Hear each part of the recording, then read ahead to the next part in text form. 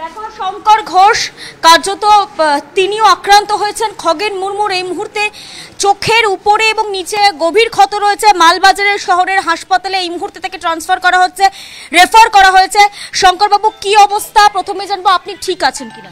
সারা শরীরে কাচের গুঁড়ো, তো স্বাভাবিকভাবে এখন আমার প্রথম কাজ হচ্ছে খগেনদাকে এখান থেকে নিয়ে গিয়ে বড় হসপিটালে নিয়ে যাওয়া। যেভাবে ব্লিডিং হয়েছে এবং হয়ে যাচ্ছে, সো আগে ওখানে পৌঁছেই তারপরে বলি। 100 বার একদম এইভাবে এই যে এই দিয়ে মেরেছে এইখানে, এই দেখুন।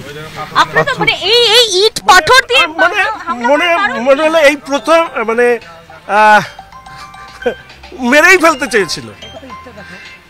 এই যে এটা ইটেও রক্ত লেগে আছে, সব এই সব দিয়ে মেরে এই যে চেয়ারে, এই যে দেখো সিটে, সব জায়গায় রক্ত।